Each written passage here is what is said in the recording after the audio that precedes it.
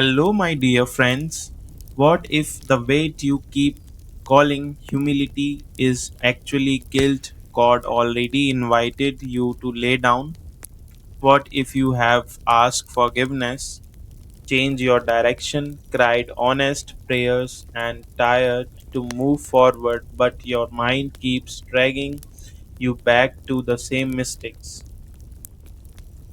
And what if the problem is not that God has refuses to forgive you, but that your own heart is still struggling to receive the mercy He has already offered? This message is not here to shame you. It is not here to make you feel dirty again. It is not here to ignore responsibilities. It is not saying your past choices did not matter. This is a Bible based reflection about forgiveness, repentance, mercy, and learning to stop punishing yourself for what God has already forgiven. Because sometimes guilt can bring us to repentance, but shame tries to keep us trapped after repentance. Guilt may say, I did something wrong, but shame says, I am forever wrong. And scripture does not call us to live forever under the name of yesterday. If you have repented and turned towards God, maybe this message can encourage your heart today. God's mercy is not just something you ask for, it is something you learn to receive. The Bible says in 1 John 1 ratio 8, if we say that we have no sin, we deceive ourselves and the truth is not in us. If we confess our sin, He is faithful and just to forgive us our sin and to cleanse us from all unrighteousness. If we say that we have not sinned, we make him a liar and his words is not in us. Listen to that promises slowly. He is faithful and just to forgive us our sins and to cleanse us from all unrighteousness. The Bible does not say God might forgive. It does not say he forgives only when you punish yourself long enough. It does not say he waits until you feel worthy. It says if we confess our sin, he is faithful and just to forgive. That means forgiveness is not based on your ability to hate yourself, it is based on his faithfulness. This is important because many people confess their sin to God but then keep living like they must keep paying for it emotionally. They pray, Lord, forgive me, but after prayer they still say, I am terrible. They still say, I do not deserve peace. They still say, God may forgive me, but I cannot forgive myself. I understand that feeling. Sometimes the memory comes back. Sometimes the regret feels sharp. Sometimes you think, how could I have done that? Sometimes you wish you could go back and choose differently, but this is where faith has to receive what feelings cannot always understand. If God says He forgives and cleans, then your healing cannot be built only on how clean you feel today. It must be built on what God has spoken. The Bible says in Psalm 103 ratio 8:14, the Lord is merciful and gracious, slow to anger and plenteous in mercy. He will not always chide, neither will he keep his anger forever.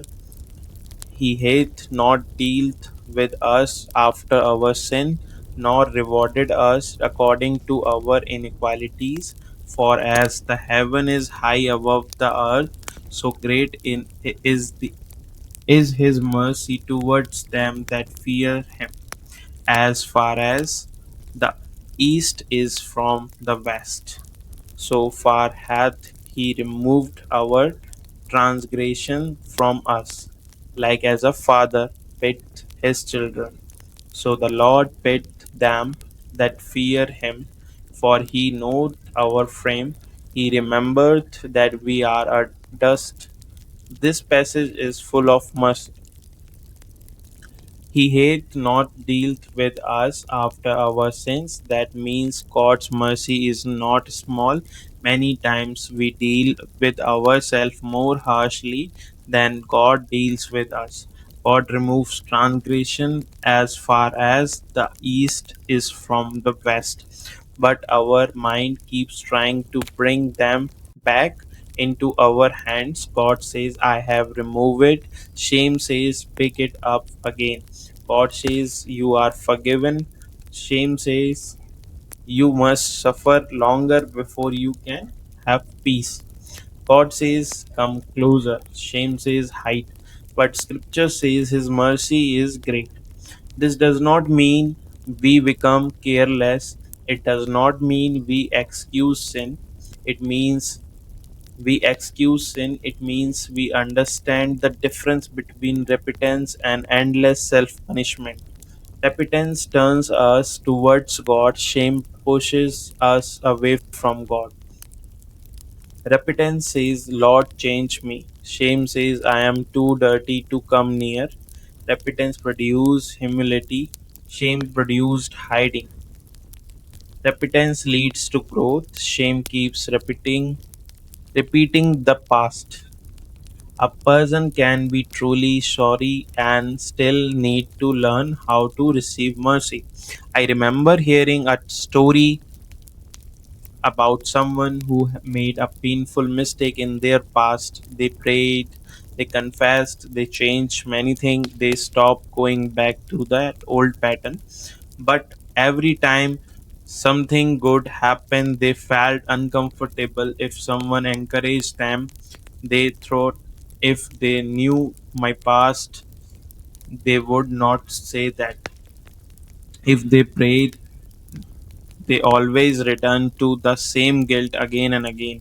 Even when their life started changing, their mind kept dragging them back to yesterday.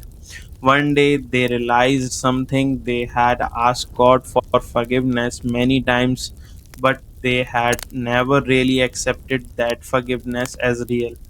They were still living like a guilt was proof of holiness, but slowly they learned that carrying shame forever does not make a real person more spiritual. Receiving God's mercy with humility is also faith. That is a deep lesson. Sometimes the brave thing is not only confessing, sometimes the brave thing is believing that God's forgiveness is stronger than your memory.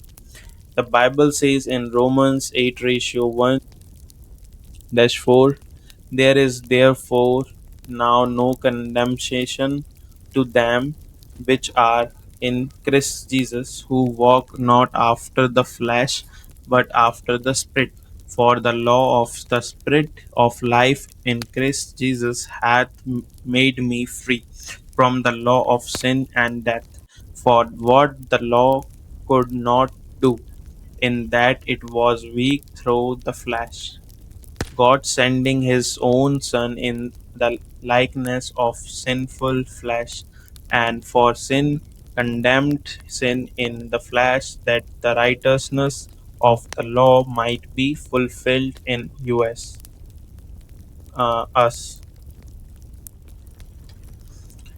who walk not after the flesh, but after the Spirit. The verse says, There is therefore now no condemnation, not later, not after you feel perfect, not after you punish yourself enough. Now, this is not punishment to live carelessly, it is an invitation to live freshly or freely in Christ. Condemnation keeps saying you are your you are your mistakes. But God's word says there is no condemnation to them which are in Christ Jesus. Conviction and condemnation are not the same. Conviction comes from God and leads you to back to truth. Condemnation crushes you and tells you there is no way back. Conviction says this is needs to change. Condemnation says you will never change. Conviction brings light, condemnation brings hopelessness. Conviction leads to confession and growth. Condemnation makes you hide, quiet, and reject yourself. So, when an old memory comes back, ask yourself, is this leading me to God and or away from Him? If it leads you to humble prayer, wisdom, and a clean path, receive the lesson. But if it keeps telling you that you are forever dirty, forever rejected, forever unworthy, then answer it with scripture. There is therefore now no condemnation in Christ Jesus. The Bible says in Micah 7 ratio 18, who is a God like unto thee that pardoneth iniquity and passed by the transgression of the remnant of his heritage.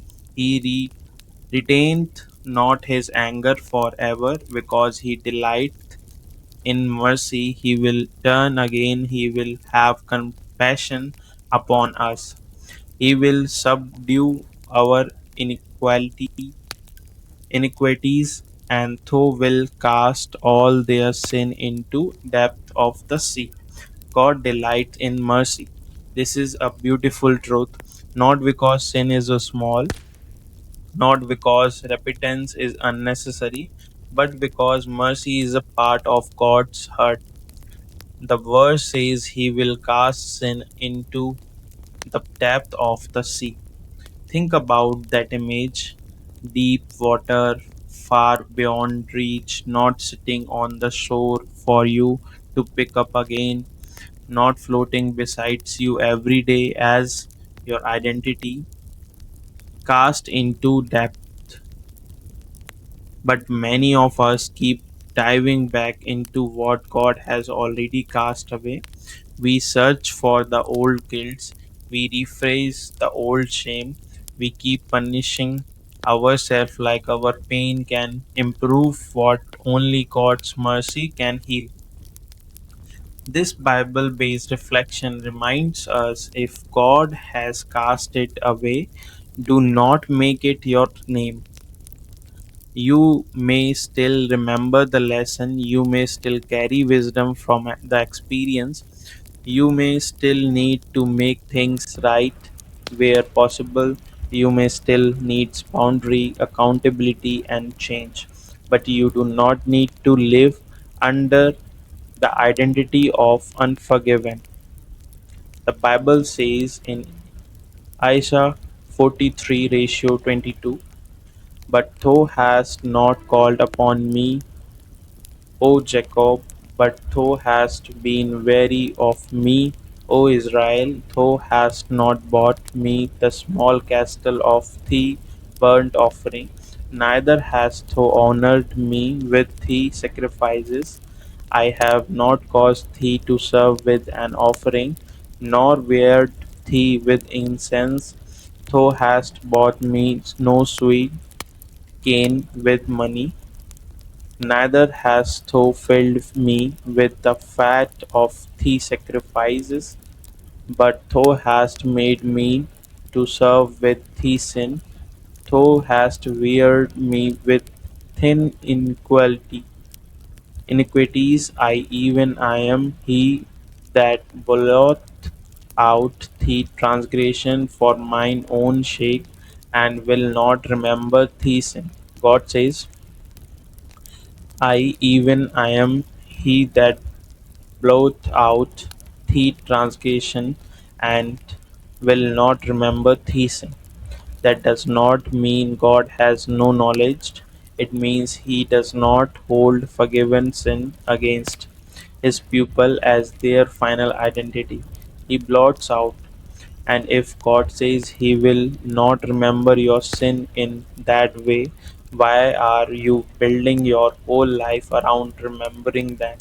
Some people cannot enjoy peace because guilt keeps whispering, "You do not deserve this." They cannot receive love because shame says you are still the old person. They cannot move forward because memory says stay here, keep praying. But God's mercy says come forward. Again, this is not about ignoring responsibility.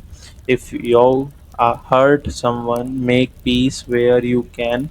If you made a wrong choice, learn from it.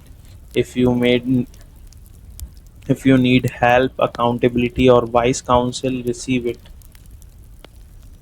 If there are consequences, walk through them with humility, but do not confuse consequences with condemnation. God can forgive you and still teach you. God can restore you and still mature you. God can cleanse you and still help become wiser. The Bible says in Psalm 51 ratio 10:12, create in me a clean heart, O God, and renew a right spirit within me. Cast me not away from thy presence, and take not thy Holy Spirit from me. Restore unto me the joy of thy salvation, and uphold me with thy free spirit. This is a prayer of repentance and restoration. David does not only say, I did wrong. He asked for clean heart. He asked for a right spirit. He asked for restored joy. That matters. God does not only wants to aware of sin, He wants your heart renewed. Some people stop at sorrow, but God wants to bring them into restoration.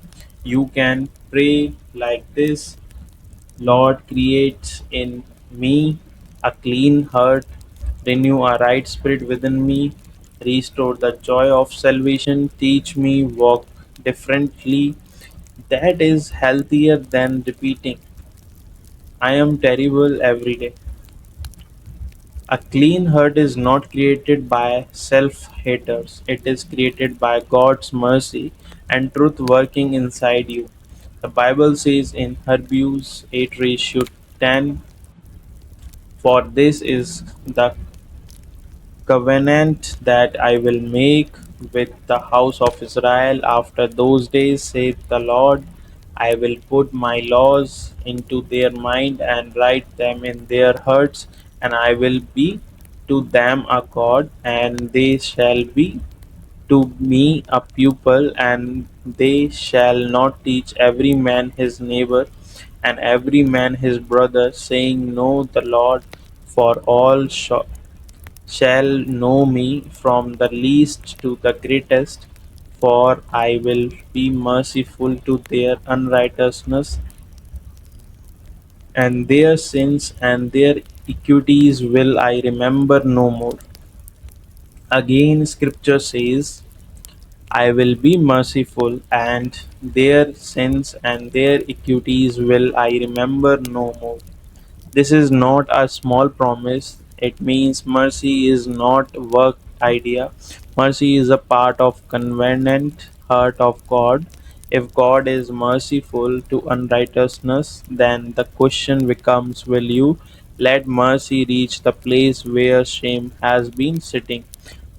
Will you let God's word be louder than your self accusation? Will you allow your identity to be shaped by His forgiveness instead of your regret? The Bible says in 2 Corinthians 5 ratio 17 19, therefore, if any man be in Christ, he is a new creature, old things are passed away. Behold, all things are become new. and or who hath recon- reconciled us to himself by Jesus Christ,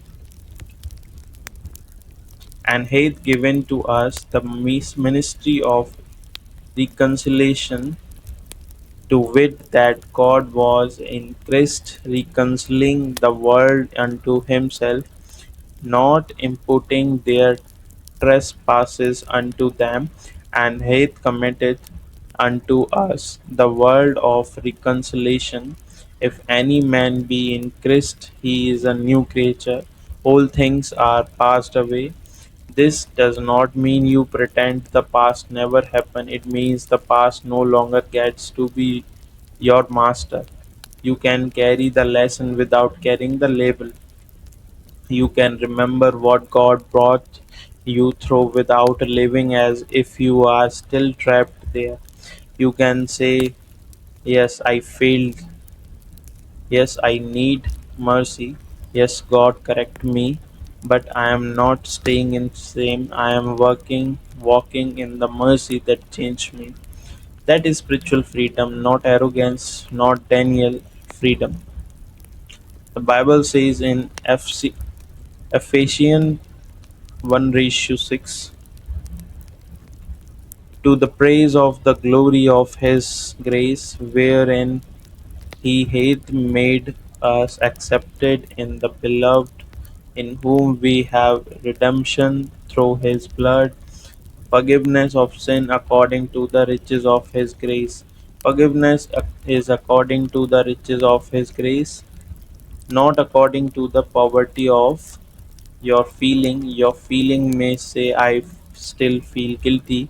Grace says forgiveness is real. Your memory may say you are still that person. God's grace says you are accepted in the beloved. Your shame may say hide from God. Grace says come near. One of the hardest part of healing from the guilt is learning to stop using shame as a protection.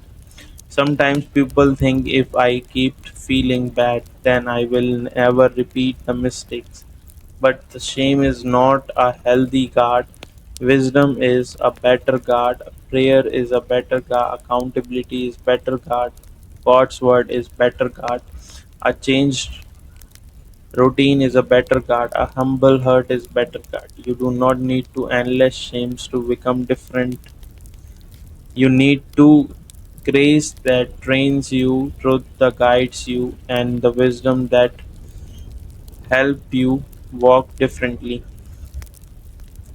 The Bible says in Titus 2 ratio 11, for the grace of God that brings salvation hath appeared to all men, teaching us that denying ungodliness and worldly lust, we should live soberly, righteously, and godly in this present world, looking for that blessed hope and glorious appearing of the great God and our survivor Jesus Christ, who gave himself us and that he might redeem us from all iniquity and purify unto himself a particular people zealous of good works. Grace teaches that is important. Some people think if they rely release shame, they will become careless. But biblical grace does not make you careless. Grace teaches you to live soberly. Grace teaches you to walk in a new way. Shame says you are hopeless. Grace says you can grow. Shame says stay in the old identity. Grace says walk in a new life. So when guilt comes back, do not only ask why do I feel this. Ask what does scripture says. Scripture says confess. Scripture says God forgiveness. Scripture says he removes sin from far away. Scripture says there is no condemnation in Christ. Scripture says he cast sin into the depth of sea. Scripture says he remembers sin no more. Scripture says you are new creature in Christ. Now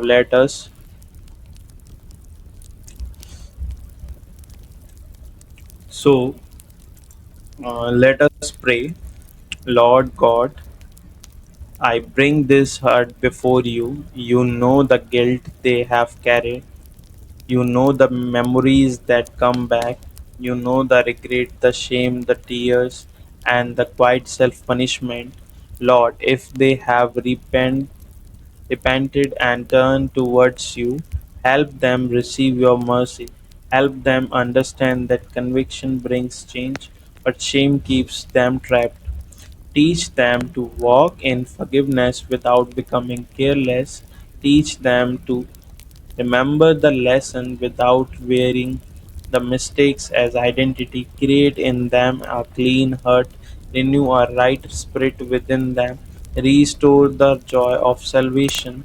When your old guilt returns, reminds them of your words.